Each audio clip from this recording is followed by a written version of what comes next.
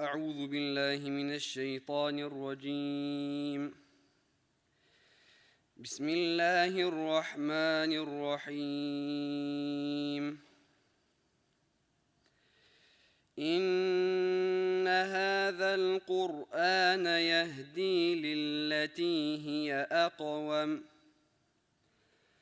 ويبشر المؤمنين الذين يعملون الصالحات أن لهم أجرا كبيرا وأن الذين لا يؤمنون بالآخرة أعتدنا لهم عذابا أليما ويدعو الإنسان بالشر دعاءه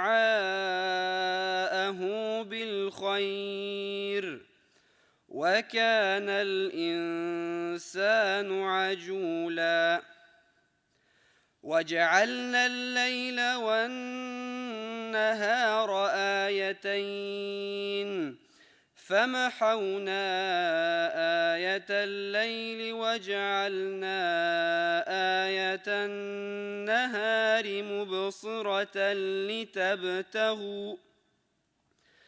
لتبتغوا فضلا من ربكم ولتعلموا عدد السنين والحساب وكل شيء فصلناه تفصيلا وكل إنسان ألزمناه طائره في عنقه ونخرج له يوم القيامة كتابا يلقاه منشورا اقرأ كتابك كفى بنفسك اليوم عليك حسيبا من اهتدى فإنما يهتدي لنفسه ومن ضل فإنما يضل عليها ولا تزر وازرة وزر أخرى وما كنا معذبين حتى نبعث رسولا سبحان ربك رب العزة عما يصفون وسلام على المرسلين والحمد لله رب العالمين. الحمد لله رب العالمين، الصلاة والسلام على سيدنا محمد وعلى آله وأصحابه أجمعين. اللهم ارحمنا بالقرآن العظيم واجعله لنا إماما ونورا وهدى ورحمة. اللهم ذكرنا منه ما نسينا وعلمنا منه ما جهلنا وارزقنا تلاوته آناء الليل وأطراف النهار واجعله لنا حجة يوم القيامة يا رب العالمين. يا رب الله شuşa jeyişlarımızı forumlarımızı hayırlardan kılsan idi ya Rabbim Allah. Ya Rabbim Allah şuşa uyuşturucularga da kelişçilerge de özünün bereketini bersen idi ya Rabbel alemin. Subhanakallahumma bihamdik neşhedü en la ilahe illa ent nestağfiruke ve netubu ileyk bi rahmetike ya erhamer rahimin.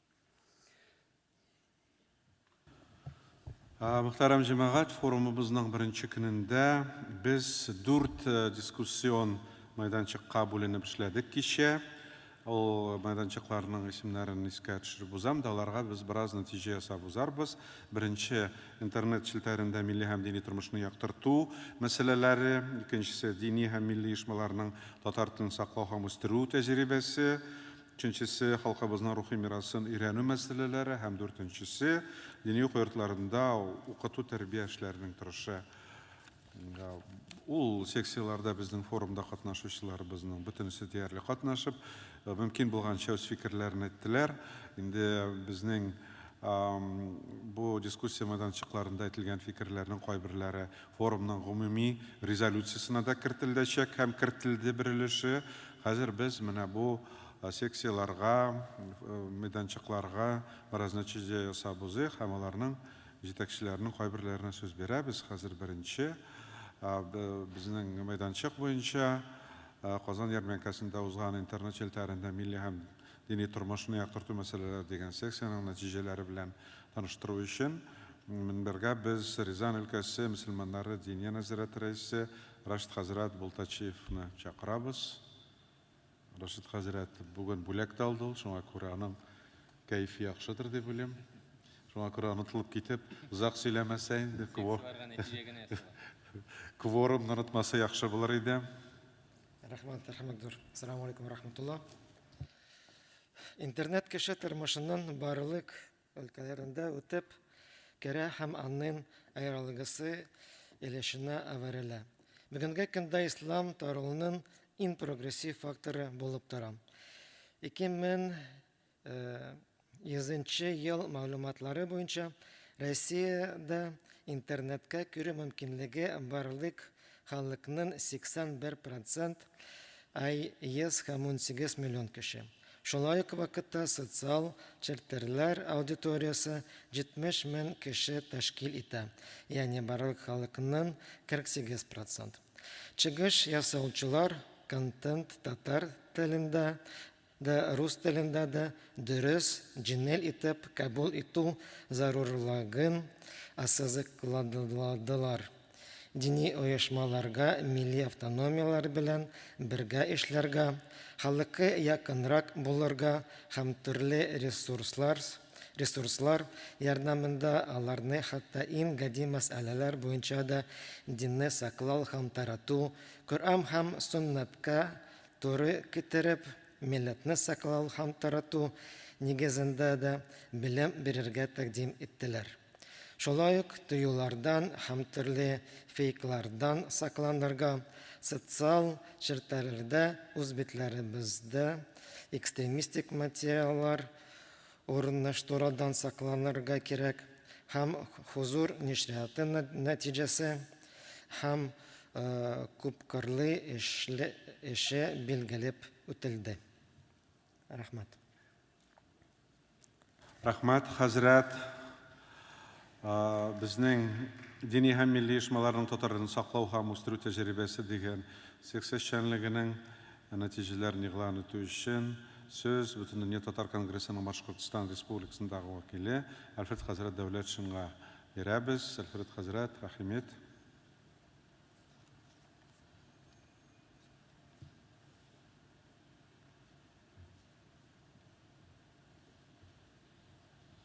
Бисмиллахир-рахманир-рахим. Дини һәм милли оешмаларның татар телен саклау һәм үстерү тәҗрибәсе исемле секциядә 100дән артык делегат катнашты.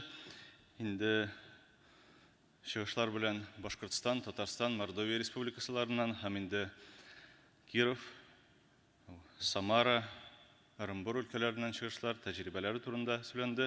Һәм инде секцияның азагында нәтиҗәсендә шулай ук резолюциягә тәкъдимнәр кабул ителде секция исеменнән. Һәм инде аның беренчесе иске татар теле курсларын онлайн форматта оештырырга. Икенчесе мөслимә хатын-кызлар оешмаларының тәрбия һәм укыту өлкәсендә булган тәҗрибәләрен таратырга, ягъни аларны форумнар, семинарлар эшенә җәлеп итәргә. Өченчесе татар теле укытучылары өчен махсус онлайн курслар үткәрергә. Дүртенчесе мәчет каршында курсларда татар телен өйрәнү буенча яңа заманча платформалар кулланырга. Һәм инде бишенчесе инде Татарстан Республикасы исеменнән татар телен саклау һәм үстерүгә багышланган дәүләт грантларында милли оешмалар белән бер рәттән дини оешмаларга да катнашырга мөмкинчелек тудырырга дигән тәкъдимнәр булды бу секция утырышында. Зур рәхмәт. Форумнар хәерле булсын. Ассаламу алейкум ва рахматуллахи ва баракатух. Алейкумассалам. Рахмат Альфред Хазратка. Безнең өченче секция халкыбызның рухи мирасын өйрәнү мәсьәләләре иде. Аның нәтиҗәләре буенча соңрак безнең Ильяс Хазратның чыгышы бар. Ул чыгышында ул хакта әйтеп уза. Һәм 4нче секция безнең дини уку йортларында укыту тәрбия эшләренең торышы дигән секция эшчәнлеге. Ул хакта мин бер-ике сүз әйтеп узам. Ул секция безнең Татарстан фәннәр академиясының бинасында узды. Безнең 300 кеше катнашты. Бу секциядә без бүгенге көндә дини мәгариф системасының төрле өлкәләре хакында сүз алып бардык. Беренчедән безнең төрле төбәкләрдәге мәчетләр каршындагы курслар буенча фикер алышу булды. Һәм шулай ук икенче юнәлеш буларак без менә бүгенге көндә мәдрәсәләребез хакында сүз алып бардык. Аларның бүгенге халаты, проблемалары хакында. Өченче проблема ул югары дини уку йортлары хакында сүз булды. Мәсәлән, Булгар Ислам академиясе һәм андагы укуның оештырылуы хакында чыгышлар булды. Һәм без шулай ук тагын проблема буларак, менә бүгенге көндә дини уку йортларында рухи мирасыбызны өйрәнү проблемасында күтәреп чыгыш ясаучылар булды. Һәм гомумән бу секциядә менә бүгенге көндә тагын бер проблема әйтергә кирәк, ул да булса онлайн рәвешендә бүген укыту проблемаларының торышы хакында сүз булды. Мәсәлән, Диния нәзарәте тарафыннан эшләп киткән онлайн мәдрәсәнең презентациясе булды. Һәм шулай ук башка бүгенге көндә менә онлайн дин нигезләрен өйрәнү буенча онлайн курсларны тәкъдим итү булды. Гомумән бу секциядә без дини мәгариф системасына бүген инде Россиядә бу система буларак оешып килгәнлеге хакында сүз булды. Ләкин әле проблемаларның җитәрлеге хакында да сүз булды дип әйтергә була. Хәзер җәмәгать без чыгышларны тыңлауны дәвам итәбез. Регламентны 8-гә төшерәм, 7 минут.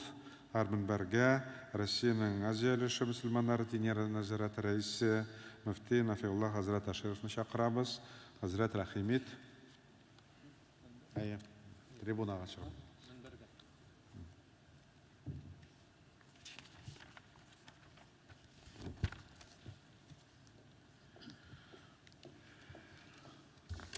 Бисмиллахир-рахманир-рахим. Алхамдулиллах. Вассалату вассаламу аля расулиллах. Ассаламу алейкум ва рахматуллахи ва баракатух. Мен артык булай сүзләр әзерлегәнем юк, ләкин әйтәсем бар. Менә монда безнең татар имамлары җыелган. Һәрбер имамның муйнында бөек аманат бар. Ул аманатның исеме Ислам. Аллаһ Тәгалә кем өчен әйткән? Безнең өчен әйткән бит: "Иннад-дина индаллахил ислам." Аллаһ каршында булган дин ул да булса ислам дине генә. Аллаһ каршында дингә саналган, кабул ителгән, Аллаһ каршында аның рәхмәтенә ирештерә торган юл ул да ислам дине дигән. Аның башка yerендә әйткән: "Ва ман ябтагы гайрал ислам дина фалан юqбал минху ва хува фил ахирати минал хасирин." Әгәр дә кем балаларыгызмы, оныкларыгызмы, киленнәрегезме, күйәүләрегезме, кардашларыгызмы, күршеләрегезме ислам диненнән башка юлга эзләсәләр, кыдырсалар, юнәлсәләр, фалан юqбал минху, аннан һич качан кабул булмый дигән. Ва фил ахирати хува минал хасирин. Ахиратта инде ярый кабул булмады. Ярый кабул булмады. Ләкин Аллаһ Тәгалә әйтә: "Ва фил ахирати хува минал хасирин." Ахиратка барганда ул кайгы хәсрәткә төшә дигән. Әгәр дә күңелебездә иман булса, без моны курку белән Аллаһ Тәгаләнең шул шелтәләрен кабул итмибезме?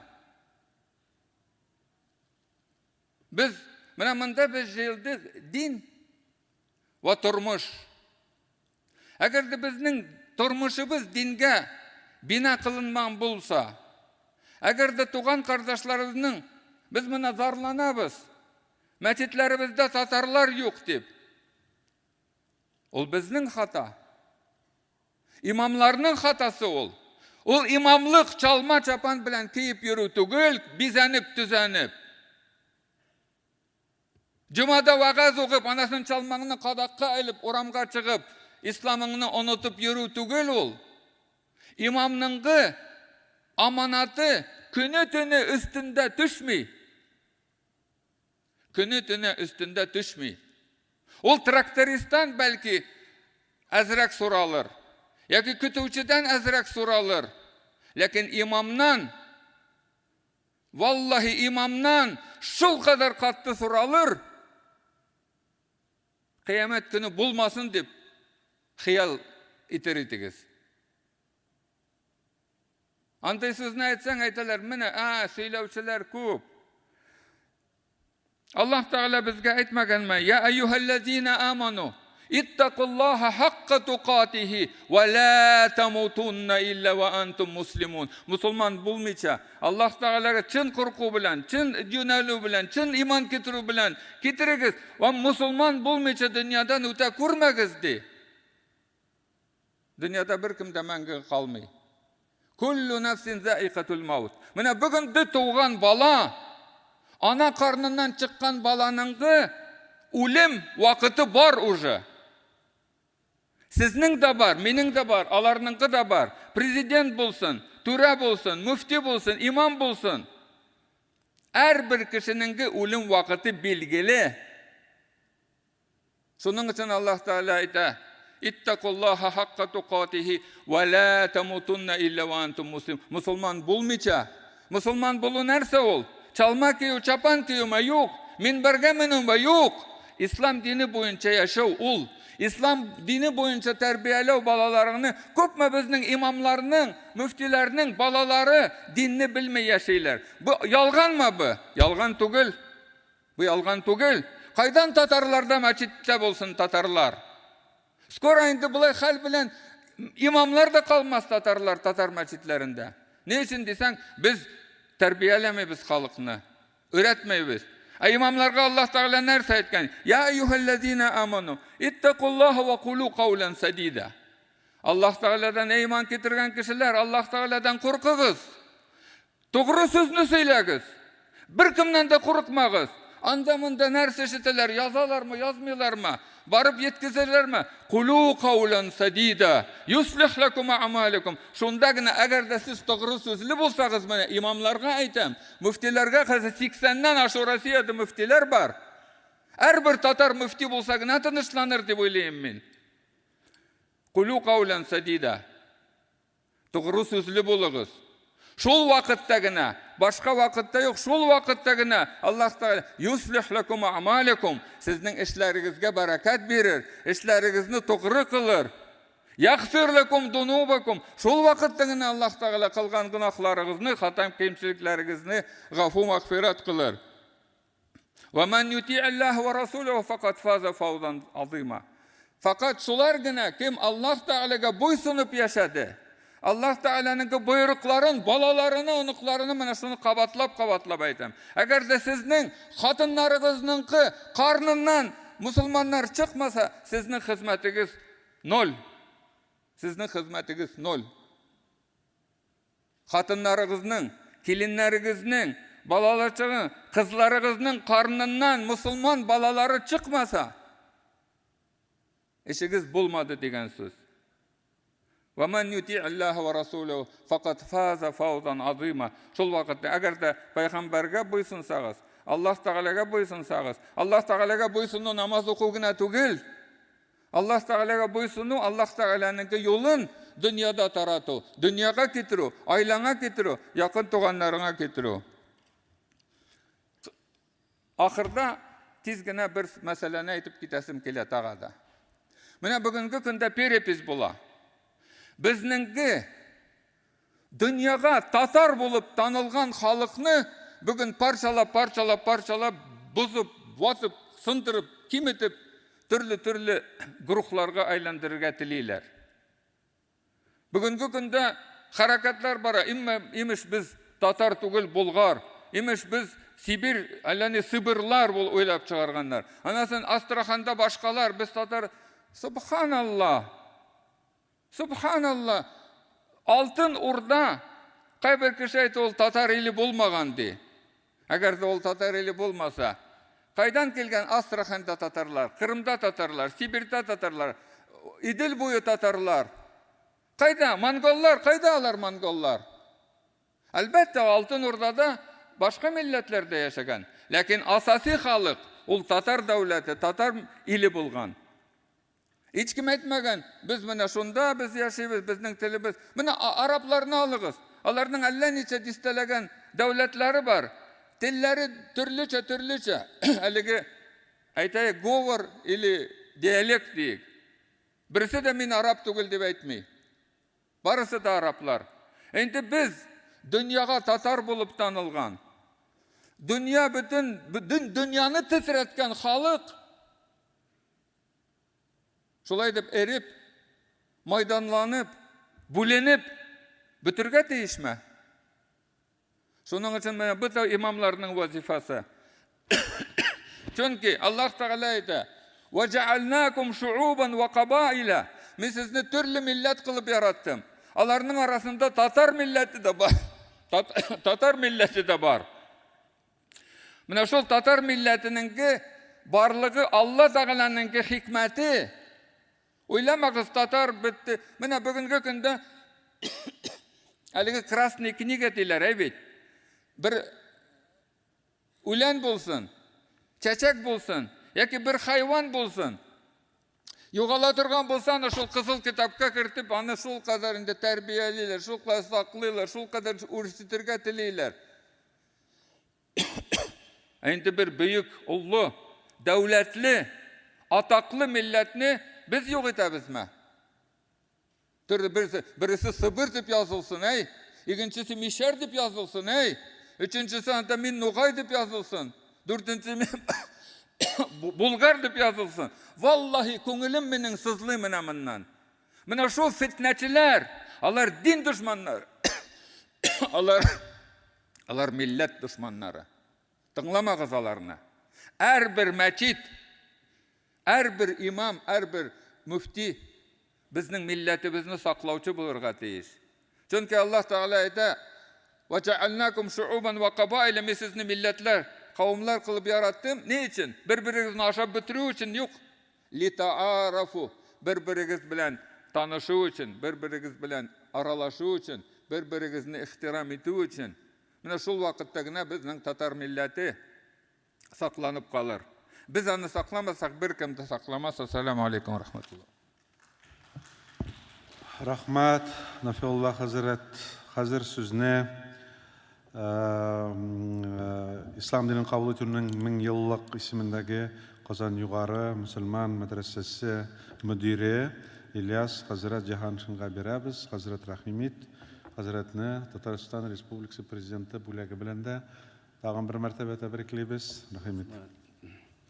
أعوذ بالله من الشيطان الرجيم بسم الله الرحمن الرحيم الحمد لله رب العالمين والصلاة والسلام على رسوله محمد وعلى آله وأصحابه أجمعين. Hürmetli Prezidium, muhterem milletteşlerim, aziz din kardeşlerim, sizlerin her kayıtlarınızda Allah'ın uluk selamı bilen selam isim kile. Esselamu aleyküm ve rahmetullahi ve berekatuh. Şimdi mene başta birinci kişegine bizden bulup gitken şol seksiya oturışı turunda aytып кетесім келе. Аның исеме халкыбызның рухи мирасын өйрәнү мәсьәләләре дигән тема астында узды. Seksiya oturышында безнең шактый гына төбәкләрдән хәзрәтләребез катнашты. Ул Башкортстаннан, Татарстаннан, Киров өлкәсеннән, Түбән Новгородтан. Инде сөйләшүнең төп максаты булып безнең дискуссионный мәйданчыкның эшендә чыгышлар күбрәк эпиграфик һәм эпитафик ядкарларны өйрәнүгә, тарихи корылмаларыбызны торгызу, музейлар оештыру кебек тарихыбызны яшьләр өчен барлау чараларына, халкыбызның хат язу үрнәкләрен җыю, милли кул эшләрен ва өйрәнмәләрен популярлаштыру мәсьәләләренә багышланган иде. Шактый эшләнгән эшләр турында мисаллар китерилди. Мәсәлән, бүгенге көндә эпиграфик һәм эпитафик истәлекләребезне барлау буенча Татарстанда бик күп районнарда бу эшләрне башлап җибәрелгән. Инде сөйләшүнең нәтиҗәсе иттереп, бигрәк тә шундый тәкъдимнәр булды, аларны да укып китәргә рөхсәт итсәгез иде. Беренчедән, инде кичекмәстән борынгы кабер ташларын саклау буенча дәүләт күләмендә чаралар күрү кирәк. Икенчесе, ташларны өйрәнү, барлау эшендә шәкертләрне, мугаллимнәрне, дин әһелләрен катнаштыру. Өченчесе, милли кул эшләрен популярлаштыру буенча дәүләт программаларын булдыру. Һәрбер төбәктә милли мәгариф тарихы музейлары системасын оештыру. Һәм ахыргысы, татар халкының хат язу үрнәкләрен җыю, барлау эшен җайга салырга. Менә бу безнең дискуссия утырышында шунда каралган мәсьәләләрне сезләргә җиткерергә тырыштым. Инде рөхсәт булсагыз, мин әз генә үземнең чыгышымда әйтеп китәсем килә. Моннан 10 ел элек, хәтерләсәгез, Бөтен Россия татар дин әһелләре форумы минбәреннән чыгыш ясап, безнең татар халкының мәшһүр язучысы, драматург Туфан ага Миннуллин динебез милләтне саклауда дин әһелләренең төп роле турында аңлатма биреп, безне барыбызны да әсир итте. Ил агасы булып танылган зат имамнарны, гурыф-гадәтләрне, телебезне, милли рухыбызны саклауда фидакарлык күрсәтергә чакырды. Ул соңгы елларда яшьләрнең күпләп шәһәргә агылуы, авылларыбызның дәрманын киметүе, мәктәпләрдә ана теле дәресләрен кыскартылуы, яисә гомумән укытылмый башлауы, балалар аз укыган мәктәпләр ябылуы, татар балаларының бер-берсе белән урыс телендә генә аралаша башлауы, әби-бабаларыбыздан килгән гурыф-гадәтләргә игътибар кимүе, халык бәйрәмнәре, өмәләре үткәрелмәве, татар жанлы имамнарның тәрбияләнмәве, мәчет мәдрәсәләренең милли рухта эшләмәве, халкыбызның татар теленнән, милли мәдәниятеннән читләшә башлавы турында ачынып сөйләгән иде. Әйе, танылган әдибебез, халык депутаты Туфан ага безгә ата-бабаларыбызның мисалын янәдән өлгү итәр вакытыбыз җиткәнлеге турында имамнарга мөрәҗәгать итте. Әйе, элек имам ислам нурын таратудан тыш мәхәллә халкының иң якын киңәшчесе, ярдәмчесе дә булган. Нәрсә генә булса да киңәш табыш итәргә өчен татар кешесе Мулла абзыйга йөгергән. Нәрсә, менә әле берничә көн элек кенә Балтач районы Борбаш авылында анда пансионаттан чыгарылышта катнашырга туры килде. Шуннан соң Җәлил хәзрәткә өенә кергәч, анда шундый игътибарны күрергә насыйп булды. Аның бакчасы шуны хәле матур иттереп эшкәртелгән. Кыяр, помидор утыртылган, суган сарымсаклары, кем әйтмешли, ВДНХга куярлык иттереп. Әйнү Җәлил хәзрәт шунда әйтә, мәхәлләдә бабайлар сорый, Җәлил хәзрәт, помидор ничек анда, кыяр ничек? Һәр вакытта менә ниндидер киңәшү имамнарыбыздан булган. Инде менә шулар хәзрәтләр, алар һәрберсе һөнәр ияләре булган. Пиялачы, мич чыгаручы, балта остасы, күнче, китап катлаучы, хаттат булган. Заманнар үзгәрде, инде хәзер татар мәхәлләләребезнең, халкыбызның яшәү рәвешен, гурыф-гадәтләрен, телен, мәдәниятен, әдәбиятын, сәнгатен йөрәгебезгә якын итеп, кабул итеп, буыннан буынга күчеп килергә, традицияләрен саклап яшәргә өйрәтү үзәгенә әверелергә тиеш. Мәхәлләләребез, имамнарыбыз хәзер вакытта бу эшләрне башкарып чыга алырлыкмы икән дип сорау булырга мөмкин. Моны булдырыр өчен без милләт хакында фидахар хезмәт итәрлек, халкыбызның дөньясын ярата торган шәкертләр тәрбияләргә тиеш. Халыкның язылган һәм язылмаган кануннары, әдәпләре, гурыф-гадәтләре, әдәби ва мәдәни мирасы булачак яшь имамнарыбызның канына, аңына сеңдерергә тиеш. Шул рәвешчә генә без милләтебезнең, халкыбызның милли йөзен билгеләүче, саклаучы затлар барлыкка киләчәк. Халкыбызны яшь буынны тәрбияләү юлында маяк булып үзебез дин әһелләре торырга тиеш.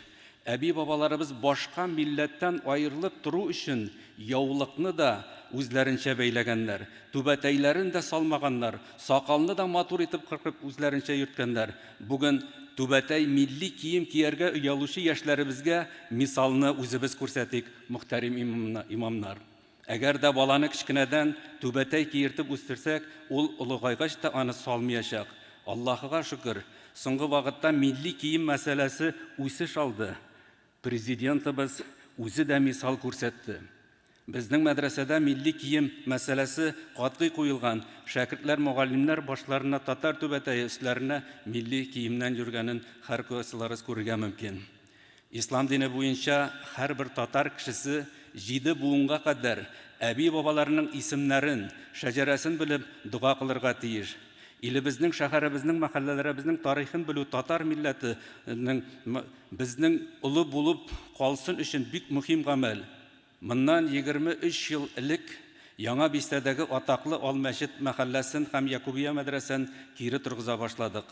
Аларның тарихи матбугатта аз яктыртылган, фәнни өйрәнүләр дә юк дәрәҗәсендә иде. Безгә васият булып рухи мирасыбызны мәхәллә мәдрәсә тарихын имамнарга, мөдәррисләр өчен тәгаенләү, программаларны укыту китапларын өйрәнүдән башладык. Бүген без мәдрәсәнең, мәхәлләнең тарихын тасвирлап чыктык дип әйтсәк тә хата булмас. Мәчетнең архитекторын аныкладык. Атаклы иганачы Шихабетдин Мәрҗани хәзрәтләренең шәкерте булган Мөхәммәд Садыйк Галикәевнең югалып барган кабер ташында табалдык. Бу тарихны хәзер шәкертләребезгә өйрәтәбез. Мәдрәсә музеенда берничә күренекле имамның шәҗәрәсе тора. Безнең шәкертләр дә нәсел агачларын төзи, кызыксынучылары көчле. Нәсел агачын төзергә өйрәтүне фән буларак мәдрәсәләрнең, мәктәпләрнең укыту программаларына кертү кирәктер дип саныйбыз. Рухи мирасыбызны барлауда эшлекле адымнар ясап, нәселебезне дәвам итүчеләргә күркәм тәрбия биреп, аларга мирас итеп ата-бабайларның үрнәк гамәлләрен тасвирлап, язып калдыру шарт безнең өстебездә.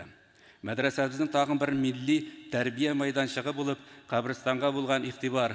Без ел сайын май башында Яңа Бистәдәге татар зиратында остазларны искә алабыз.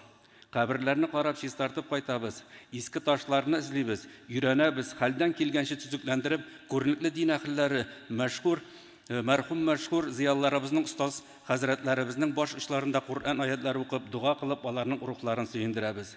Хәтерне яңартып туру чараларын без бүгенге шәкертләргә мәдрәсәне тамамлап, хәзер үзләре имамлык итүче хәзрәтләребезгә гыйбрәт, үрнәк булсын дип оештырабыз. Яңа татар бистәсе зираты тарихи мәдәни әһәмияткә ия, тулы бер мемориал булып статусын алырга тиештер дип уйлыйбыз. Тик кичекмәстән монда саклык чаралары күрү мөмкин. Зираттагы каберләргә, ташларга игътибарны арттыру әһәмияте никадәр эпиграфик һәм эпитафик истәлекләребез аунап ята, ватылып юкка чыга. Тарихи кыйммәткә ия ташлар юкка чыгып бара. Иске кабер ташлары саклап өйрәнү өчен махсус бина оештырырга бик вакыттыр дип уйлыйбыз. Бу эшне кичекмәстән башкарырга кирәк. Зиратны карап торучылар шурасы кебек ата-бабаларыбызның инкыйлабка кадәрле булган матур үрнәген янәдән дә гамәлгә кертәсе дигән тәкъдимебез бар. Татарстан Республикасы президенты каршында татар телен саклау һәм үстерү мәсьәләләре комиссиясе соңгы вакытта бик нәтиҗәле һәм абруйлы орган булып танылды. Шушы комиссия каршында Яңа татар бистәсе зиратын карау буенча иҗтимагый шура төзергә дигән тәкъдимебез бар. Аның составында республика мәдәният, төзелеш, архитектура һәм торак коммуналь хуҗалык министрлыкларыннан, тарихи һәйкәлләрне саклау комитеты, МУП Ритуал, МУП Горзеленхоз вәкилләре, хәйриячеләр, дин әһелләре керергә мөмкин. Шура даими эшләп зираттагы тәртипне карап тора, мөһим төзекләндерү чараларын билгели һәм үзенең төп максаты итеп бу зиратны бөтен татар дөньясының федераль дәрәҗәдәге мемориал зират комплексы статусына җиткерү бурычын тотарга тиеш дигән фикеребез бар. Безнең өчен кыйммәтле чыганакларның кадерсезләсәк, юкка чыгуга юл куйсак, Раббыбыз безне кичермәс, киләчәк буыннар да безне гафу итмәсләр. Гыйлемле муллалар мәхәллә халкына кирәк булса да, кола җыеп каршы алучылар юк. Кызганычка каршы ул 100 ел электә шулай булгандыр. Үзенең язмасында Ризаетдин бин Фәхретдин хәзрәтләре язып калдыра. Әгерҗе авылыннан Әхмәди бай Мәшкәрә авылындагы мәдрәсәгә килеп, Габдулла бин Яхия әл-Ширтуши хәзрәтләреннән минем авылыма бер имам бирәле дип сорагач, Габдулла хәзрәтләре әйтә: "Син ди шәкерт сорарлык, имам сорарлык, ни фидакарлык кылдың" дип әйтә. Шул чакны Әхмәди бай җавап итеп: "Мин ди мулла була торган кешегә мәдрәсәсен салган ди, мәчетен салган ди, имам йорты төзегән ди. Әгәр дә туры килә торган булса, хәтта кияүгә бирә торган кызым да бар" ди. Шуннан соң Габдулла хәзрәтләре карап әйтә: "Моның хәлек тырышлык куйгач, үземнең яраткан шәкертемне Фәхретдин улы Мустафаны сиңа җибәрәмен." Һәм җибәрә, шунда өйләнеп хезмәт итә. Чөнки менә 100 ел элек тә шушындый сынаулар булган икән. Имамнарны үзенең һәрберсе үзенә ризык табып көн күрергә туры килә. Хәзрәт кеше соранып йөрсә, аны беркем дә яратмый. Аны һәрберебез белә. Әгәр дә шәкерт уку йортын тәмамлап чыкканда, кулы белән эш тота белмәсә, ул үзенә генә түгел, җәмгыятькә дә зарар китерүчеләрдән булырга мөмкин. Гаиләдә кул эшләреннән кала имамның дөньяви һөнәренә дә, укыган гыйлеме дә булуы шарт. Шуларны истә тотып 2000 елдан шәкертләрне умартачылыкка өйрәтү ниятеннән укулар оештырдык. Мәдрәсәдәге аерым умартачылык бүлмәсе, ихатабызда умартачылыкларыбыз бар. Шәкертләребез күпләре бу һөнәрне тормышка бәйләде. Бездә укучылар кооперация институты каршында күллияттә дә укып, урта махсус гыйлемгә ия булалар. Төзү агач эшләрендә дә беренче сыйныфтан ук шушындый чыныгуларны алып баралар. Шәкертләр милли мөхиттә тоеп тәрбия алсыннар өчен татар зыялылары белән тыгыз аралашып торабыз. Бөтендөнья татар конгрессының җитәкчеләре, Татарстан дәүләт шурасы депутатлары һәм башка күренекле затларыбыз мәдрәсәнең тормышы белән даими кызыксынып бик теләп йөриләр. Даими дәресләр бирәләр, үзләре киләләр, һәрдаим катнашып торалар. Мәдрәсә Татарстан диния назаратының җитәкчеләренең ярдәмен тоеп яши. Аллаһның рәхмәтләре булса иде. Мәдрәсәнең китапханәсендә татар зыялылары бүләк иткән Фәннәр академиясе, җыен фонды, Бөтендөнья татар конгрессы, Хозур нәшрияты биргән китаплар белән тулыланып тора. Аның фондында бүгенге көндә Аллаһка шөкер 10 меңнән артык басмабыз бар. Соңгы елларда олы имамнар җыйган китапханәләрендә мәдрәсәгә мирас итеп калдыралар. Дин әһелләре гомер-гомергә телне саклаучылар булды. Әгәр дә без милли мөхитне, рухны диннән айырабыз икән, аның киләчәге юк. Мөхтәрәм дин кардәшләрем, мәчетне, мәхәлләне, мәдрәсәне без дини ва милли мәдәни үзәккә әвелдерергә тиешбез.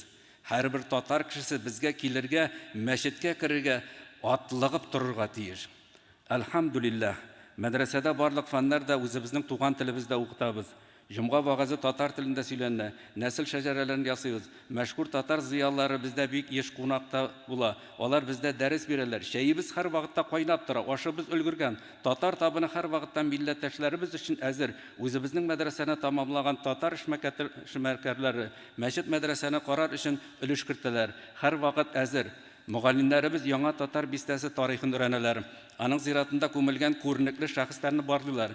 Мәсәлән, күптән түгел Әл-Итқан тәфсирінің авторы Шәйхелислам Хамиди хәзрәтләренең кабрын табып торгызырга насыйп әйләде. Галикаевлар, Әхмәровлар, Әҗимовлар кебек күренекле татар нәселләренең дәвамчылары белән элемтәдә торабыз. Татарлар яшәгән башка өлкәләргә өчен дә татар телле имамнар хәзерлибез. Соңгы елларда Астрхан, Ставрополь, Владивосток якларыннан килгән шәкертләрне дә тәрбияләп затырга насыйп булды. Шулай итеп, мәхәлләбез тулысынча үз асылын тапты, янәдән яңа татар бистәсенең рухи мәдәни үзәгенә әверелде. Чыгышымның азагында тагын бер күркәм уртак эшебез турында әйтәсем килә. Ал мәчетнең инкыйлабка кадәрле атаклы булган алма бакчасы торгызыла башлады. Бу бакчада инде беренче алмалар да өлгерде. Бөтендөнья татар конгрессы җитәкчеләре теләктәшлек итәргә насыйп әйләде. Моны аз сызыклап әйтәсем килә, чөнки иншалла бергә эшләргә насыйп әйләсен. Раббыбызның рәхмәтләре яусын бу гамәлләребезгә.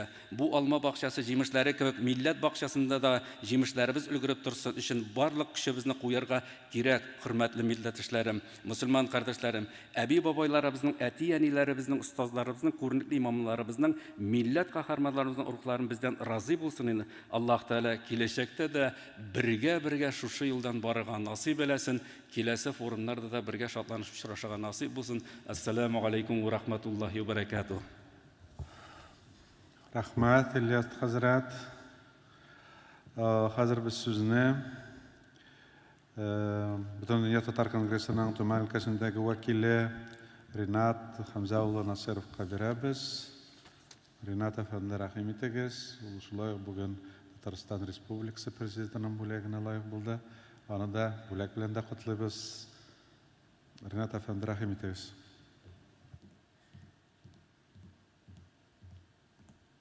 Бисмиллахир-рахманир-рахим.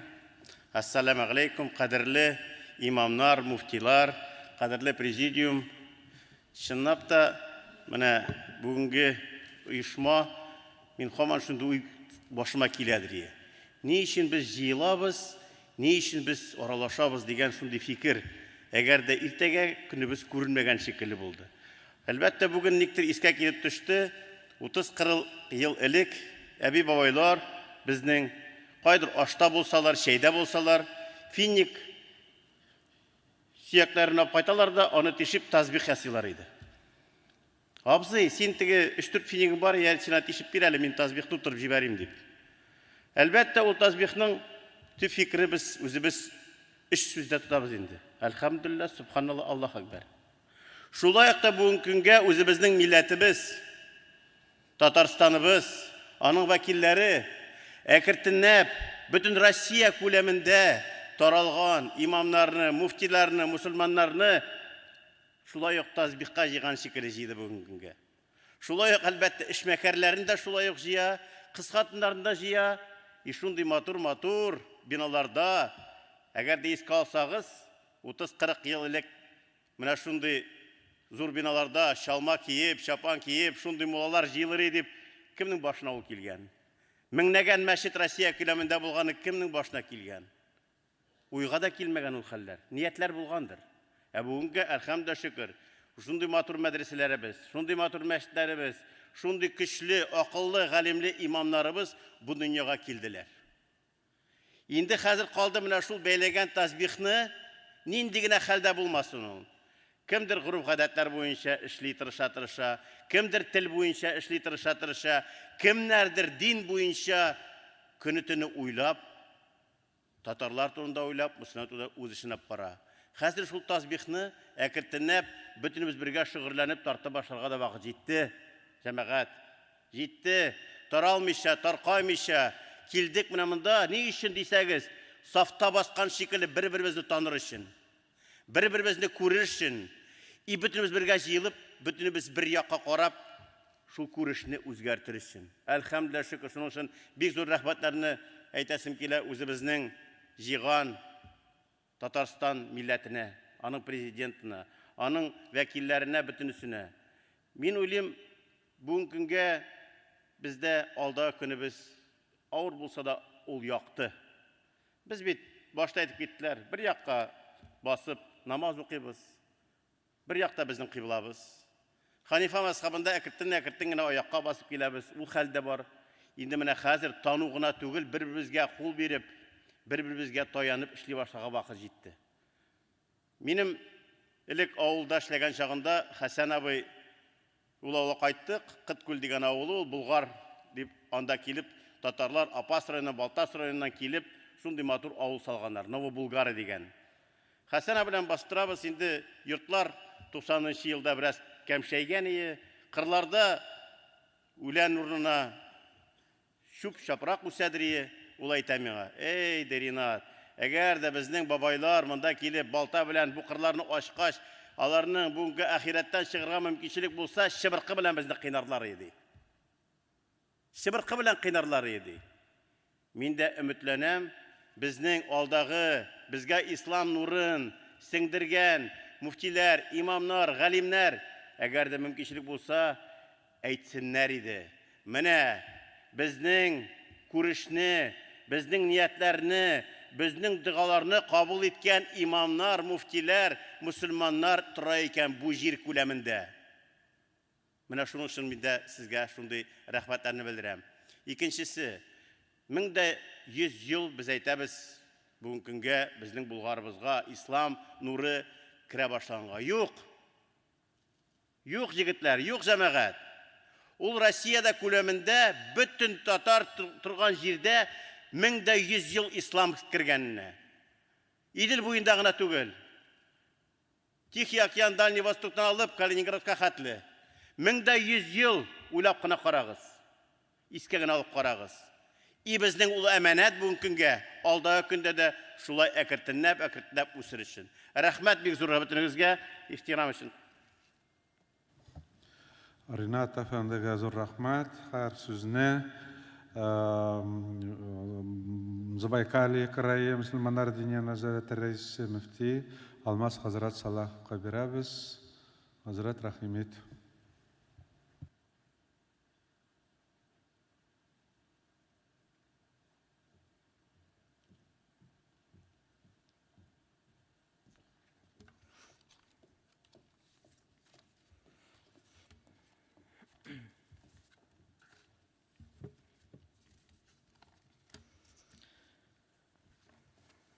Бисмиллахир-рахманир-рахим. Мөхтәрәм президиум агзалары, хөрмәтле хәзрәтләр, мөфтиләр, ханымнар, кунаклар. Иң беренчедән сезне Байкал аръягы мөселманнары татар җәмәгатьчелеге исеменнән Татарстан Республикасы һәм шәхсән республиканың президентына рәхмәтләребезне белдерәсем килә. Безне шушы нурлы һәм шанлы Казан шәһәренә җыйганы өчен аларга зур рәхмәтләребезне белдерәбез. Татарлар динле халык. Гомер бакый безнең әти-әниләр, әбиләр, бабайлар, гомумән һәр татар гаиләсе баласын иманлы һәм милләтпәрвәр шәхес итеп үстерергә, тәрбияләргә тырышкан. Аларның иң элек рухи әхлакка таянып, игелек һәм мәрхәмәтчелек кебек сыйфатларын булдырырга тырышканнар. Милади ел белән 922 елдан Идел буе Болгар дәүләтендә ислам динен рәсми рәвештә кабул иткәннән башлап, хәзергә кадәр татар халкы динебезгә һәм милләтенә тугры калган. Гәрчә төрле чорлар булуына карамастан, хәтта үлем, даими эзәрлекләү янаса да татарлар үз диненнән ваз кичмәгәннәр һәм үз яшәеше белән исламның иң гүзәл үрнәктә гәүдәләндергәннәр. Алай гына түгел, шушы күркәм үрнәк аша динебезне башка халыкларга да танытканнар. Гарәк һәм фарсы дәүләтләре, Чин һәм Машин илләре арасында бөек ефәк юлына иминлек тәэмин иткәннәр һәм илебезнең ничә буын халкы өчен динебезне, телебезне, мәдәниятебезне ныгытканнар. Яңа тарихка килсәк, Байкал аръягы төбәкләрендә татарларның һәм ислам диненең таралуы рәсми документларда рус патшалыгы алып барган сәясәт белән аңлатыла.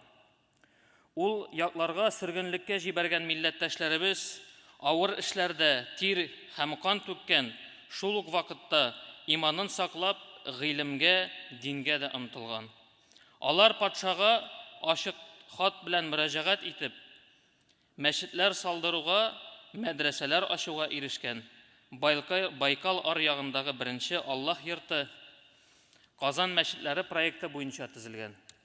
Халкыбыз шушы авыр тормыш шартларында да динен һәм милләтен кайгырткан.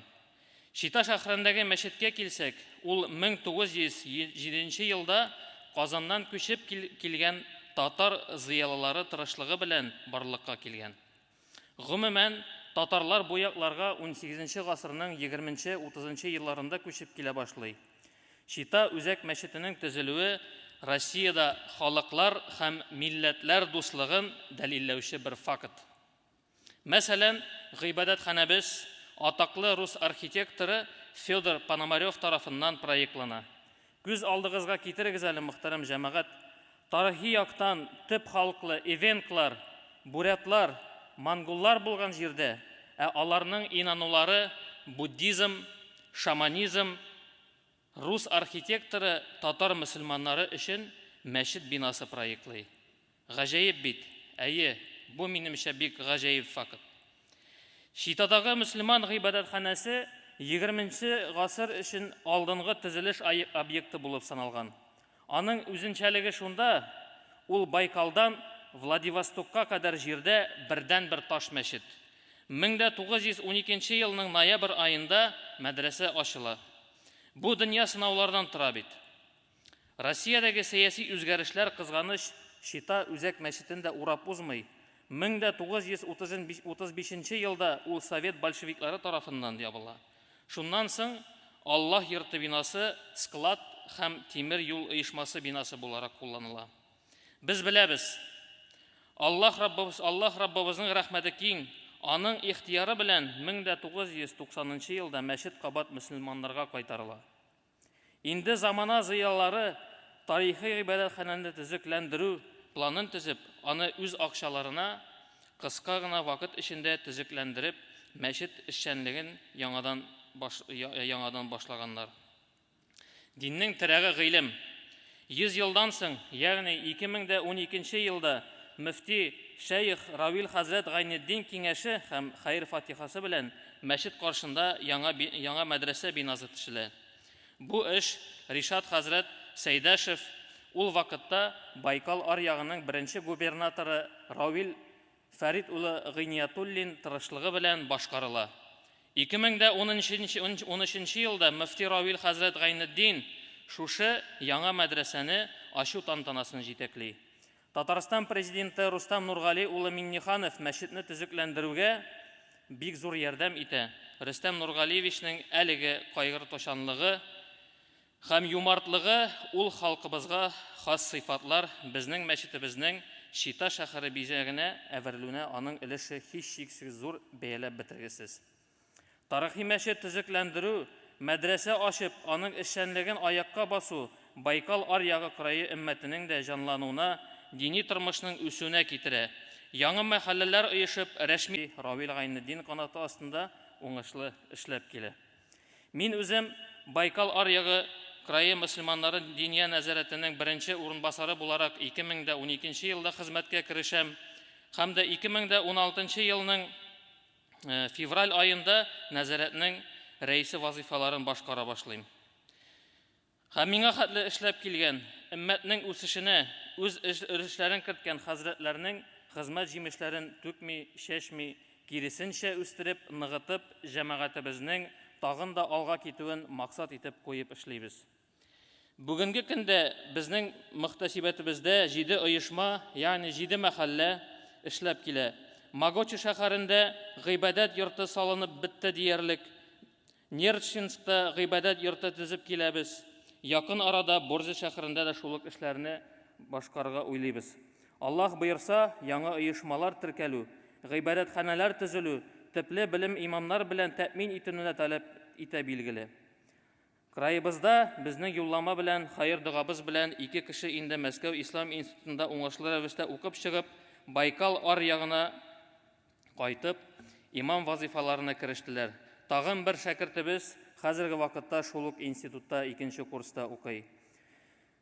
Хәзерге вакытта төп игътибарыбыз Шита җәмигъ мәчете комплексына керүче сәүдәгәр Рахматулла Ниъматуллин йортын торгызуга, реставрацияләүгә юнәлгән. Мәрхүм сәүдәгәр үзенең милкендә булган җир утары мәчетебезне төзү өчен һәдия кылган. Хәзерге вакытта исә бүгенгәчә саклап калган аның Бура йорты мәхәлләбезнең кадерле ядкары булып тора. Сибир җирлегендә татар милләтенең эзен күрсәтүче бер билге булып тора. Бу эштә безгә хәер фатихасын биреп, һәр яклап ярдәм итүчеләр ул мөфти Равил хәзрәт Гайнетдин һәм Татарстан Республикасы президенты Рөстәм Нургали улы Минниханов. Край губернаторы Александр Михайлович Осипов та бу башлангычны башкару өчен күп хезмәт һәм тырышлык куя. Тарихи ядкарларны саклау һәм торгызуның әһәмиятен бик ачык иттереп аңлый. 2022 елда Болгар дәүләтенең халыклары ислам динен рәсми рәвештә кабул итүнең 1100 еллыгын безнең край мөселманнары да көтә. Бу юбилейны без Россия күләмендәге бәйрәм, шул исәптән Байкал аръягы мөселманнары татарлары бәйрәме дип тә кабул итәбез. Идел буе Болгар дәүләтендә исламны кабул итү хәзерге Татарстан гына түгел, бик киң географиядәге халыкларның, кавымнарның тарихына да зур тәэсир ясаган. Сәүдәгәр Рахматулла Ниъматуллин йорты төзекләндерүне дә без иншааллах шушы олуг юбилейга дип атап башкарырга ниятлибез. Сүземнең ахырында, мөхтәрәм җәмәгать дин кардәшләрем, иң беренчедән остазларыбызга, хәзрәтләребезгә алардан үрнәк алып, һәм динебезне, туган телебезне саклап, аларны киләчәк буыннарга җиткерү безнең төп бурычларыбыздан берсе булып тора. Һәм дә ахырдан да әйтеп китәсем килә, теге уку гына булмасын. 12-11 елларда шул Байкал аръягына киткән вакытта, аннан соң 2-3 ел хезмәт иткәннән соң якын миңа бүгенге көндә дә ул якын кеше булып тора. Хәзрәт, син нәрсәгә анда киттең? Анда бит татарлар юк сезнең мәчеттә. Анда бит килгән халык, Үзбәкстаннан килгән, Таҗикстаннан килгән, Кавказдан килгән халык. Мин сезгә бүген күрсәттем, безнең татарлар 1880 елдан ук анда барып урнашкан. Мәсәлән, бүгенге көндә кичә Әхмәт хәзрәт Галифурлин үзенең яңа китабын безгә тәкъдим итте. Ерак Көнчыгыш мөселманнары дигән китапны. Ул китапны да иншалла карасагыз, ул китапта да күренеп тора татарларның ничәмә еллар элек Дальний Востокта, Ерак Көнчыгышта барып урнашканнарын. Шуның өчен безнең Байкал аръягында общий населениедан 1,3% гына мөселманнар булса да, бүгенге көндә татарлар бар. Без алар белән эш итәбез, алар белән төрле чаралар үткәрәбез. Иншалла, шушы татарлар язылуында да безнең имамнар өстендә хакыбыз күп. Без үзебезнең тырышлыгыбызны күрсәтик, халыкка аңлатыйк, алар да шушы язылуда катнашсыннар, безнең милләтебез иншалла артсын. Шуның өчен Аллаһ Раббыбыз һәр кайсыбызга динне, телне, милләтне үстерүчеләрдән булырга насыйп ва муяссар әйләсен. Игътибарыгыз өчен рәхмәт ва алейкум салам ва рахматуллаһи тәала ва баракат. Рәхмәт, Алмат хәзрәт. Байкал аръягы мөселманнарына, татарларга бездән кайнар сәлам җиткерегез. Хәзер сүзне Ырымбур өлкәсе мөселманнары диния нәзарәте рәисе мөфти Әлфит хәзрәт Шәриповка бирәбез. Әлфит хәзрәт, регламентны онытмасаң, яхшы булыр иде. Бисмиллахир-рахманир-рахим. Хөрмәтле көн, хөрмәтле президиум, хөрмәтле имамнар, сезне Оренбург өлкәсе мөселманнары диния нәзарәте исеменнән һәм үземнән чын йөрәктән ислам сәламы белән сәламлыйм. Ассаламу алейкум ва рахматуллаһи ва баракатух. Аллаһ Тәаләнең рәхмәте һәм бәрәкәте барыбызга да булсын. Безнең бүгенге җыелышыбыз Аллаһ Тәаләнең әмерен үтәп, чөнки ул Коранда әйтә, изгелектә һәм яхшылыкта берләшегез, ләкин гынахларда һәм дошманлыкта берләшмәгез дигән. Һәм дә Пәйгамбәребезнең сүзләрен гамәлдә кулланып, "Мән ла яшкурун нас ла яшкуруллаһ тәгалә", кем кешеләргә рәхмәт әйтә белми, ул Аллаһка да рәхмәт белдерми. Шушы биек трибунадан беренче рәхмәтләребезне илебезнең хуҗасы, президент Владимир Владимирович Путинга Аллаһның рәхмәте булсын анарга, татарларыбызның горурлыгы Рөстәм Нургали улына һәм шушы изге мәҗлесне оештырып, безне кавыштырып, дәртләндереп торучы татар конгрессына бөтен мөселманнар исеменнән рәхмәтләребезне белдерәсем килә. Аллаһның рәхмәте сезгә яусын. Мөхтәрәм җәмәгать, без биргә өлкәдән 40лап имам килдек. Моннан без яңа тәҗрибәләр алып, дәртләнеп кайтабыз. Оренбург өлкәсендә мөселманнар диния нәзарәте тарафыннан эшләнгән кайбер эшләр белән уртаклашып китәсем килә. Аллаһка шөкер, яңа мәчетләребез ел сайын ачылып эшләп торалар. Өлкәбезнең данлыклы бөтен татар халкының горурлыгы булган Каһарман Муса Җәлилне тәрбияләп чыгарган Хусайни мәдрәсәсе дә быел 130 ел. Яңартылган Хусайни мәдрәсәбезнең 30 ел эшләп килә. Быел бездә 2ләтә юбилей. Билгеләп үтәсем килә, безнең имамнарның 70% мәдрәсәне бетереп чыктылар һәм дә хәзер үзләренең мәчетләрендә ислам кыйммәтләрен яңадан торгызып, кешеләрне дингә өйрәтәләр. Шул имамнар өчен мәдрәсәбездә ел сайын Уфадан, Казаннан, Болгар Ислам академиясеннән белгечләр катнашып, квалификация үтәрү курслары үткәрелә. Анда мәчет имам эшләрендә булган актуаль проблемалар карала. 2015 елдан алып Мәүлид бәйрәмнәрен һәр елда бер зур концерт формасында Мәдәният сараенда үткәрәбез. Пәйгамбәрбез саллаллаһу алейһи ва саллям "Ад-дину насиха, динул насихат" дигән хадисенә таянып, Аллаһ Тәала каршында һәм үзебезнең милләт каршында булган вазифаны үтәп, без шул чараларда халкыбызга зур трибунадан үзебезнең тарихны, телне, мәдәниятне, динне белсеннәр һәм ярасыннар дип җиткерергә тырышабыз. Аллаһка шөкер, имамнарыбыз барлык чараларда катнашырга тырышалар.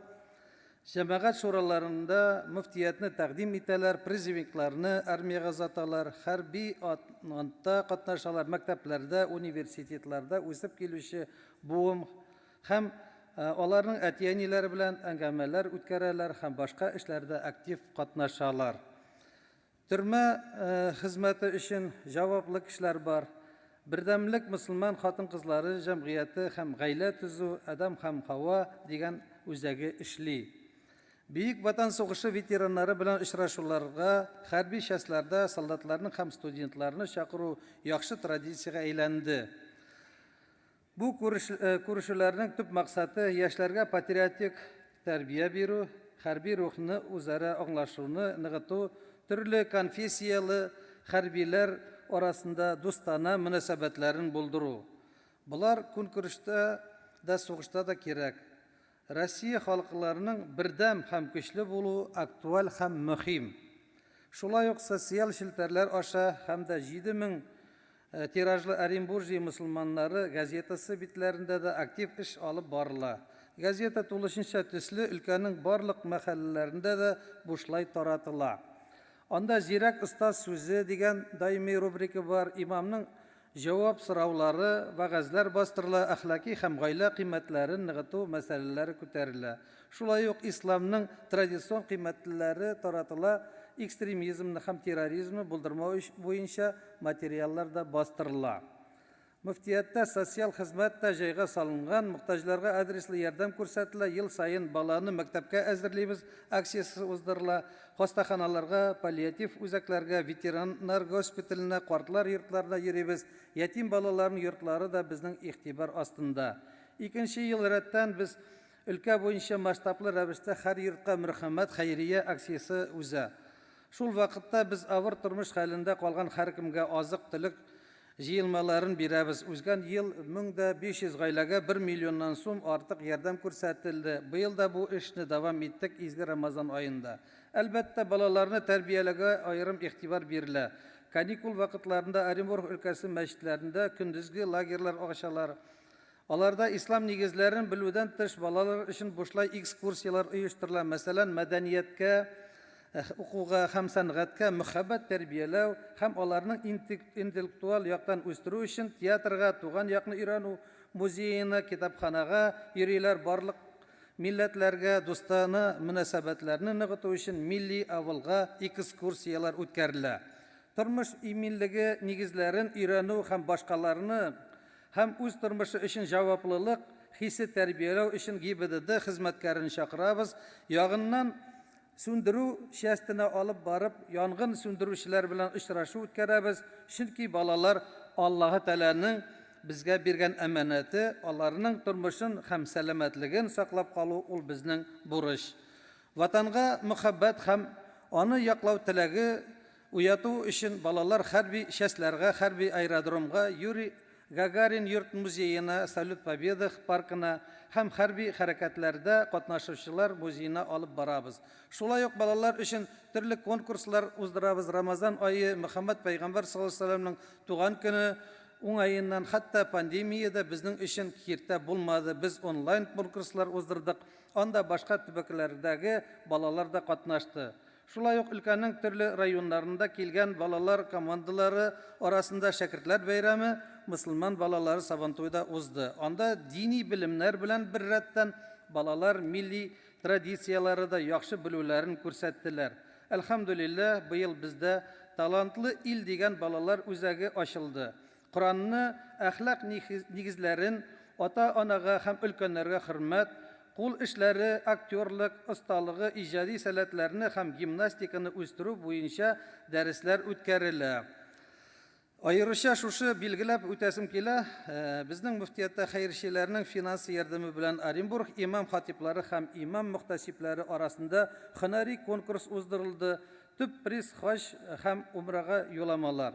Конкурсның төп максаты имамнарны рухландыру һәм алга таба эшләргә этәрү. Аллаһка шөкер, имамнар хакимият белән актив хезмәттәшлек итә, чөнки Коран булай ди: Аллаһ Тәгаләгә буйсыныгыз, пәйгамбәргә һәм хакимлеккә ия булганнарга буйсыныгыз ди. Шулай ук христиан күршеләр белән дә эш җайга салынган, чөнки күрше хакы Аллаһ хакы. Бер Аллаһ, анабыз, ватан да бер. Ата-бабаларыбыздан калган ватан тынычлыгын саклап, киләсе буыннарга тапшырырга кирәк.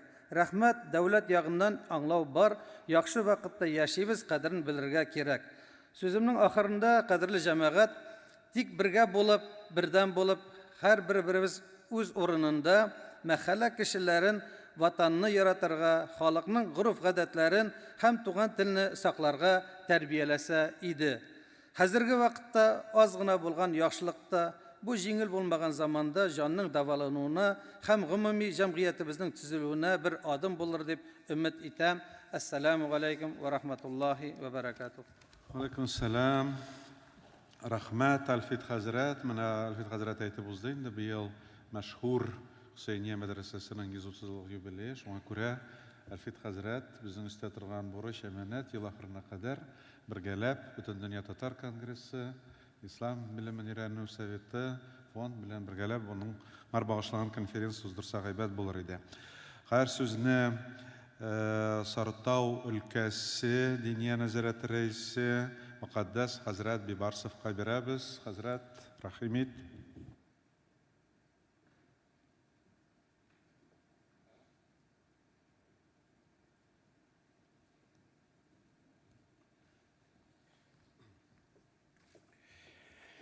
بسم الله الرحمن الرحيم الحمد لله رب العالمين والصلاة والسلام على رسول الله محمد وعلى آله وصحبه أجمعين. Muhtaram Prezidium, hürmetli müftiler, imamlar, apaylar, tuğanlar, Esselamu Aleyküm ve Rahmetullahi Teala ve Berekatuhu. Allah Subhanahu ve Teala bizning yig'ilishlarımızın nəticələrini xeyirli qılsın inşallah. Danis Efendi sizge ayırım, biri de Saratov ülkəsindən kilgan 40 delegat isimindən teşekkür, rahmetimizni bildirəbiz. Şimdi matur, kirakli, mühim bulgan yig'ilishni tüzügen için. İndi özümden fikrimni birinçiden özüm için yetkizirge, sizge yetkizir için Rus tilinde söyleyeyim inşallah. Уважаемые делегаты, я хочу поднять серьезные фундаментальные вопросы. Я вот второй день слушаю. И вообще в какой-то степени выразить свою озабоченность, где-то поделиться, потому что ситуация, которая есть сегодня с нашим народом, и мы это видим, замечаем, действительно требует, во-первых, серьезного анализа.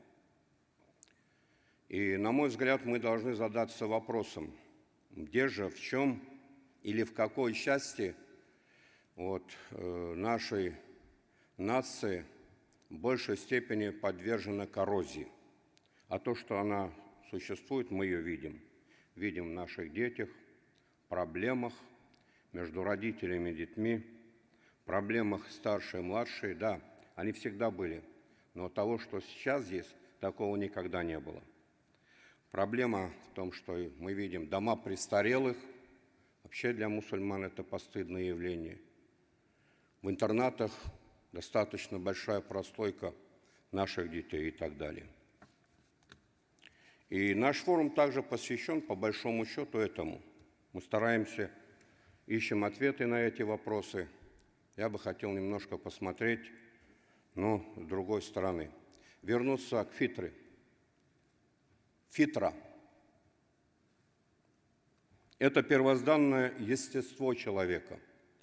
То, что Аллах Субханаху ва Тааля возвысил нас, поднял, уважил над всеми остальными своими творениями, в том числе над обладателями чистого разума, мы это видим в Священном Коране. Фитра – это не только почитание родителей, хотя в социальной жизни, безусловно, это почитание родителей, поддержание родственных отношений, оказание помощи и так далее. Фитра, братья мои, сестры мои, это еще одна из фундаментальнейших внутренних состояний человека. Это честь, это достоинство, это благородство и так далее. И то, что мы видим, коррозия именно в этой части. Потому что касательно семейных отношений, количество разводов, оно не может нас не беспокоить. Такого количества разводов не может не быть, потому что только из мусульманского сообщества, к сожалению, татарские мужчины, очень трудно их назвать мужчинами, выставляют на всеобщее обозрение в интернете, в других местах, я прошу прощения сестер, своих оголенных жен. То есть показывают те части, которые никогда имеющие, достоинствующие с мужчиной никогда не должен сделать. Это серьезнейшая наша болезнь. Как ее вылечить? Что нам сделать? Как нам поднять тот дух, которым мы гордимся, потому что у нас богатая история. Наши предки для того, чтобы нести истину, они жертвовали не только своим временем, не только перемещались по месту проживания, они, не задумываясь, если надо было, отдавали свои жизни, проливали кровь. Как нам действительно возродить этот дух? На мой взгляд, Аллах Субханаху ва Тааля дал величайшую возможность и шанс. Я сегодня очень внимательно слушал нашего президента, первого президента Татарстана, Ментимира Афанды Шаймиева. Слушал, потому что на самом деле он поднял очень серьезные вопросы. Когда он сказал, что 4 ноября, когда президент Российской Федерации поддержал предложение Равиль Хазрата, это было революционное явление. Я вам скажу, я этому не поверил. Потому что я в самом, наверное, в кошмарном сне не мог представить, что высшая власть нас не только поддержит, но и еще заявит о своей полной поддержке проведения вот этих больших торжеств. Фактически президент заявил, что самая старая религия в России – это ислам. Это наша с вами, наверное, вина, что мы с вами это не осознали и не воспользовались. Но еще не поздно. Я почему акцентирую на это внимание? Потому что, к сожалению, в Российской Федерации мы одни из первых, если не первые, которые обратились к губернатору, которые создали совместно с правительством, с областным заксобранием свой оргкомитет по проведению мероприятий, посвященных этому торжеству. Одна из миссий ислама заключается в том, помимо того, чтобы регулировать свой внутренний мир, привести человека к свободе. Поэтому, когда мы обращаемся к Аллаху Субханаху ва Тааля, мы просим Аллаха, чтобы Аллах сделал нас из числа рабов, потому что все люди рабы. Нету в этой жизни не рабов.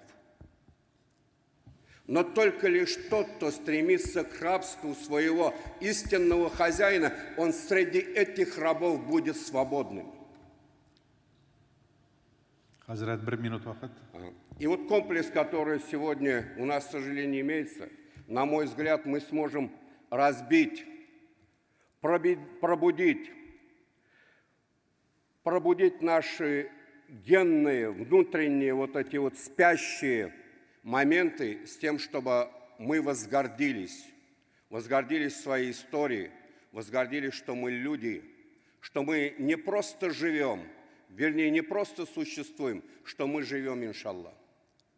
Очень надеюсь, что мы завтра продолжим тему тысячелетия, потому что, на мой взгляд, Аллах дал нам такой величайший шанс.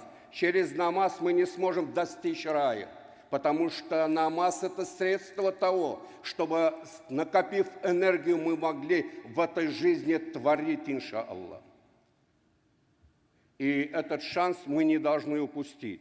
Мы не должны ждать ни решения центрального штаба, который пока еще нету, да? Мы должны сами формировать и заявить. У нас здесь вот конкретно по нашим регионам 1 минуту, Рафик Афанды. Значит, задачу мы для себя поставили. В Саратове есть УКЕК, одна из столиц Золотой Орды. В Пензенской области есть у нас Наравщат, о котором, к сожалению, мы, родившиеся в Пензенской области, очень мало знаем или совсем не знаем. Я коротко расскажу свою историю 18 года, когда мы были в Осетии на открытии мечети, и после открытия я попросил муфтия, я говорю, что эти за два человека, которые выделяются вот своей походкой, своей энергией, своим даже вот отношением. И когда один из них подошел, он сказал, Мукаддас Хадрат, наш род с тех пор, как в 1313 году принял ислам от хана Узбека, не изменял до сих пор. И вот эта мечеть, которую мы сегодня после реставрации открываем, с 1943 года не было ни одного дня, чтобы представитель нашего рода здесь не совершал намаз. Я много хотел что еще сказать. Мукаддас Хазрат, bizning oqshom namozidan xatli borib жетәсе Bulg'or җирлегенә дә мөфтиләребезнең бик зур рәхмәт, бик матур гына татарча башлап җибәргән идегез бөтен Россия татар дин әһелләре җыенында. Аның татарча дәвам итүегез дә шулай ук хәерле булыр иде. И туган тел синдә булган иң кылган догам. Хәзер әйдәгез, Раф Мөхәммәтович, без дәвам итик һәм безгә 5тә тәмамлап инде безнең мөфтиләребез, хәзрәтләребез Марс Тукаев җитәкчелегендә алар инде Булгар җирлегенә юл тоталар, ә инде калган делегатларыбыз безнең кичке ашка һәм шулай ук инде намазларыбызга һәм кунакханәләргә юл тотачак. Әйдәгез. Әле бу эшебезнең тәмамлану түгел, эшебезне дәвам итәбез. Безнең төрле төбәкләрендә яшәп, халкыбыз мәнфәгатьләре өчен бик күп хезмәт куйган милләттәшләребезгә бөтен дөнья татар конгрессы бүләкләрен тапшыруга күчик. Рәхим итегез.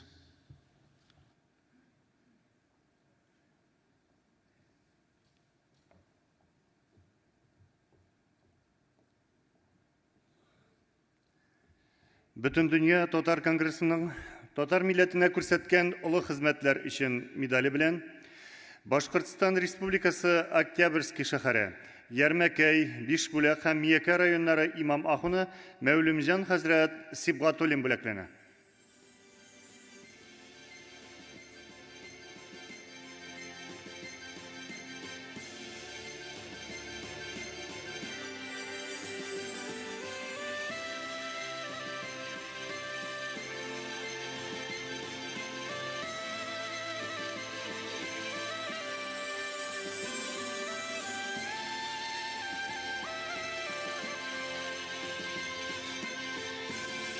Бөтен дөнья татар конгрессының татар милләтенә күрсәткән олы хезмәтләр өчен медале белән тарихчы, дин белгече, тарих фәннәре докторы, Россия Ислам институты профессоры Ислаев Фәйзелхак Габдулхак улы бүләкләнә.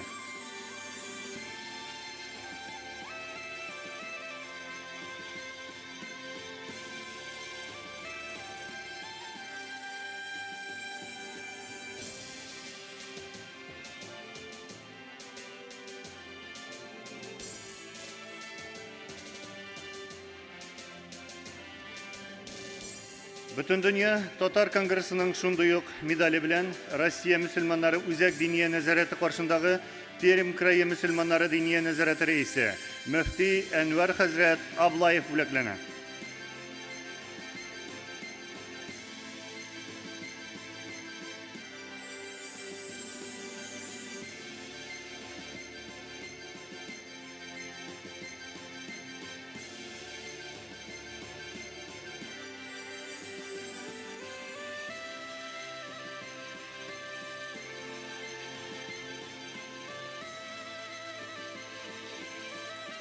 Бөтен дөнья татар конгрессының шундый ук медале белән Башкортстан Республикасы Мөслимәләр берлеге җитәкчесе Халикова Розалия Идрис кызы бүләкләнә.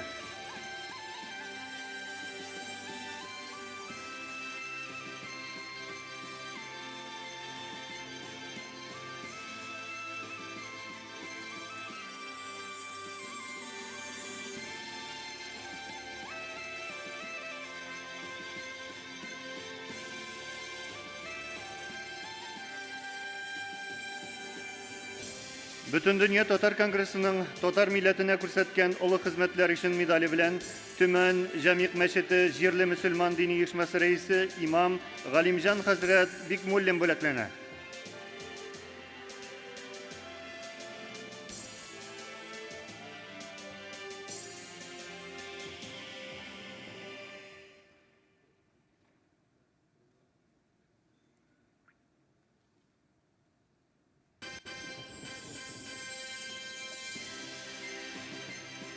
Бүтін дүния Татар Конгрессінің шундый ук медали белән Башкортстанның атказанган рәссамы, Татарстанның атказанган сәнгать эшлеклесе, ислам сәнгать картиналары авторы Шейхетдинов Вакил Гыйлем улы бүләкләнә.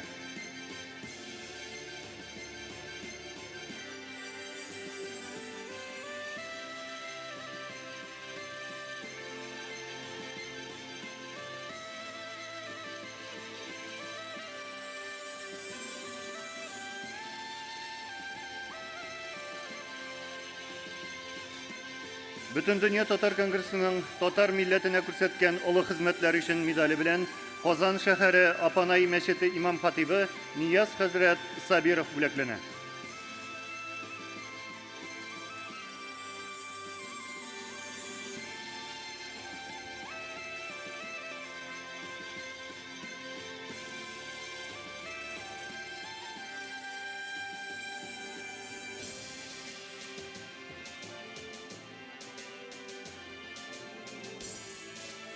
Татарстан Республикасы Мәдәният Министрлыгының мәдәнияттәге казанышлар өчен билгесе белән Татарстан Республикасы мөселманнары дини нәзарәтенең ислам динен кабул итүгә 1000 ел исемендәге Казан югары мөселман мәдрәсәсе мөгаллиме Мингалиев Зөлфәт Салих улы бүләкләнә.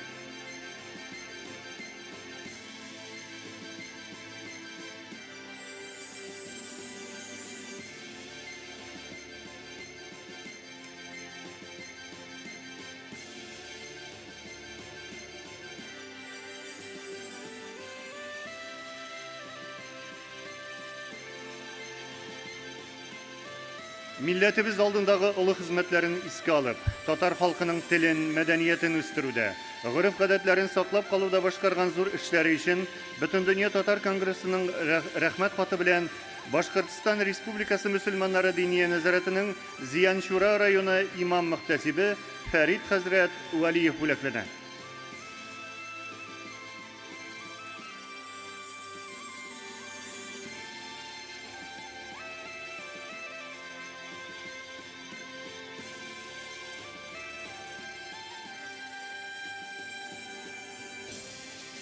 Бөтен дөнья Татар Конгрессының шундый ук рәхмәт хаты белән Киров өлкәсе мөселманнары дини нәзарәте рәисе мөфти Нияз хәзрәт Кашапов бүләкләнә.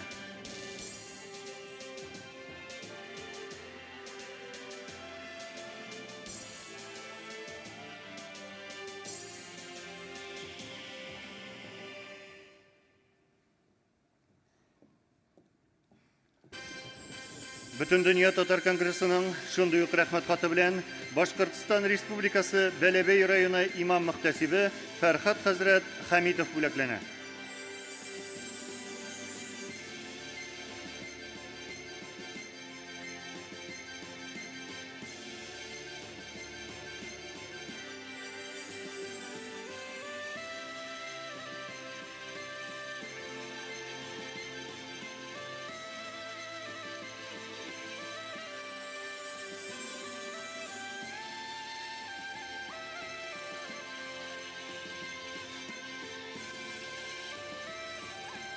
Бөтен дөнья Татар Конгрессының шундый ук рәхмәт хаты белән Байкал аръягы крае мөселманнары дини нәзарәте рәисе Алмаз хәзрәт Салахов бүләкләнә.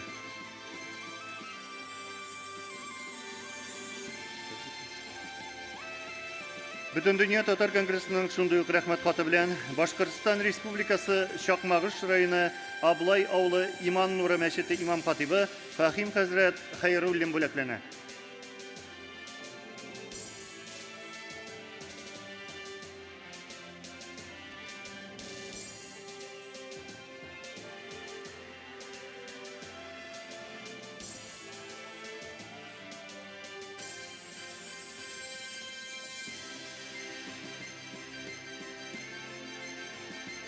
Шундый ук рәхмәт хаты белән Красноярск крае мөселманнары дини нәзарәте рәисе мөфти Гаяз хәзрәт Фаткуллин бүләкләнә.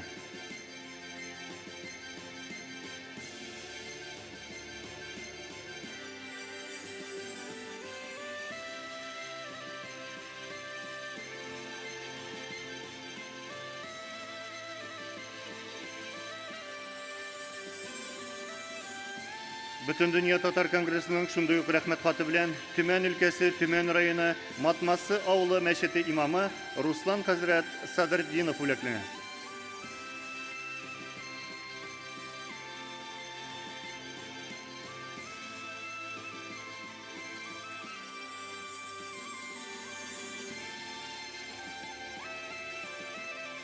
Шундый ук рәхмәт хаты белән Кемерово өлкәсе мөфтиенең беренче урынбасары имам хатиб Рубин хәзрәт Мөниров бүләкләнә.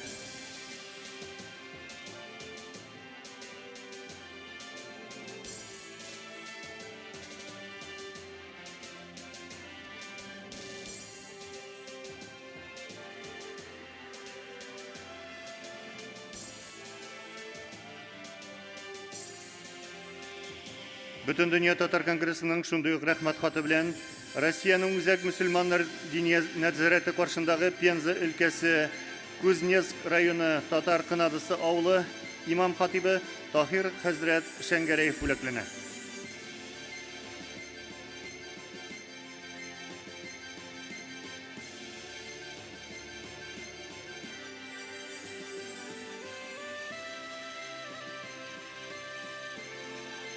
Шундый ук рәхмәт хаты белән Төмән шәһәре Кырынкүл җирле мөселман дини оешмасы рәисе Егайтдин хәзрәт Рамазанов бүләкләнә.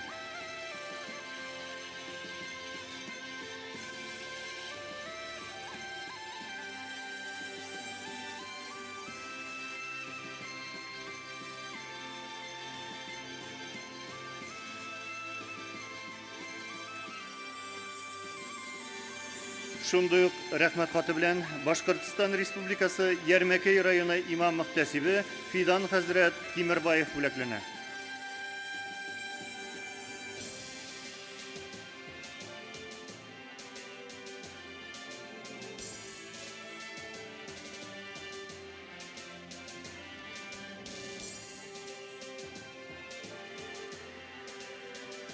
Бүтін дүния татар конгрессының шундый ук рәхмәт хаты белән Төмән өлкәсе Тубыл шәһәре мәчете имамы Фәннур хәзрәт Казимов бүләкләнә.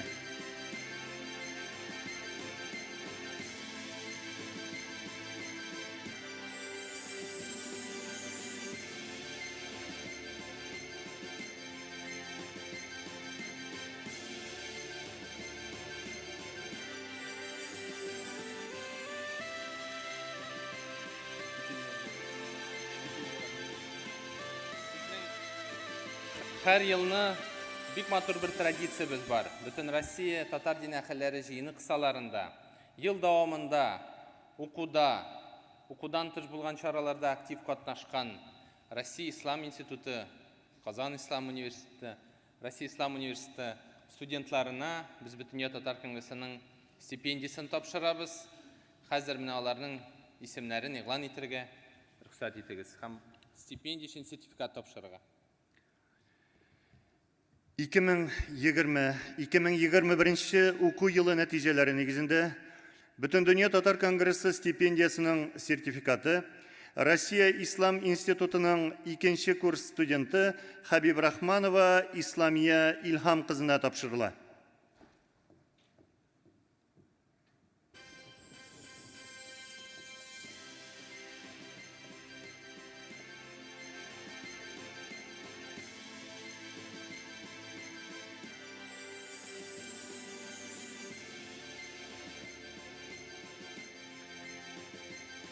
Шундый ук сертификат Россия Ислам институтының 2нче курс студенты Сәйит Казинов Асыл Николай улына тапшырыла.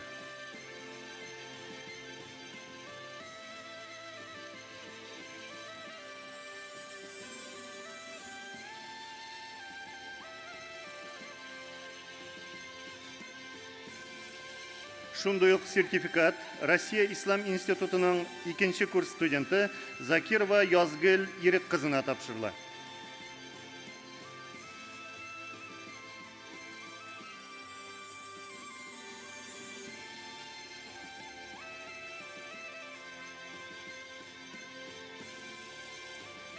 Бүтән дөнья татар конгрессы стипендиясының сертификаты Казан Ислам университетының 3нче курс студенты Нәбиуллина Мәрьям Бату Шәүкәт кызына тапшырыла.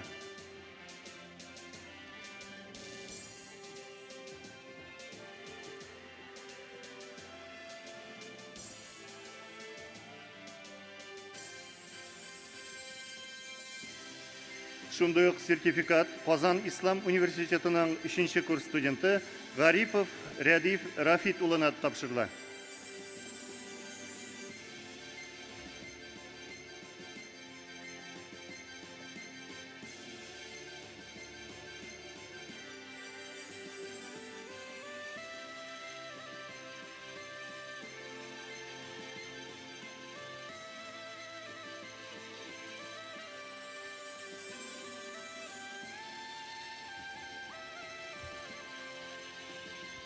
Бүтін Дүния Татар Конгрессына зор рахмет. Менә бу безнең инде 5-6 еллык башланып киткән проектыбыз. Россия Ислам университетында без татар теле кафедрасы оештырдык. Бүтән студентларга татар теле өйрәтәбез. Менә иң яхшы татар телен өйрәнүче, сөйләшүче студентларыбызга шушы сертификатлар тапшырылды. Мөхтәрәм җәмәгать, безнең эшебезне тәмамлау өчен тагын бер зур эшебез калды. Ул да булса, инде елдагыча резолюцияларны кабул итү. Резолюцияның bir proyekti ул сездә бар, әмма ләкин ул проектны без хәзер нигез итеп кабул итәрбез. Менә сез инде безнең дискуссион мәйданчыкларда чыгыш ясаучылар үз фикерләрен әйттеләр, тәкъдимнәр бар һәрбер безнең секциядә, аларны да без кертеп, Бүтән дөнья татар конгрессының сайтында без ул резолюцияны ләрбез. Шуңа күрә мин хәзер сезгә менә тәкъдим ителгән резолюцияны нигездә кабул итәргә һәм инде кергән өстәмәләрне анда кертеп, тагын аннары кабул итәргә тәкъдим итәм. Каршылар юкмы? Тавыш бирергә кирәк. Кем дә риза? Шушы резолюцияны нигездә кабул итәргә дип тавыш бирегезне сорыйм. Халык риза. Мөхтәрәм җәмәгать, менә безнең инде форумыбызның 2нче көнен без тәмамлыйбыз. Кичә секциялар, бүген пленар утырыш булды. Иртәгә безнең эшебез дәвам итә. Инде ул Болгар шәһәрендә. Һәм шуңа күрә бүгенге көнне тәмамлап, сезгә бу форумда катнашуыгыз өчен тагын бер мәртәбә зур рәхмәт әйтеп, Болгарда очрашырга язсын дип, сезнең белән бүгенгә без саубуллашабыз. Ассаламу алейкум рахматуллахи баракатуху. Хәзер күргәзмәләр залы менә әлеге бинаның каршысында шулай автобуслар тора. Автобусларга утырып без кичке ашка барыгызны да чакырып калабыз. Иртәнге сәгать 5-тә кунакханәләрдән инде сез чыгып, автобусларга утырып, Болгарга Алла бирсә юл тотачакбыз. Иртәнге ашлар сезнең кулларыгызда ланчбокс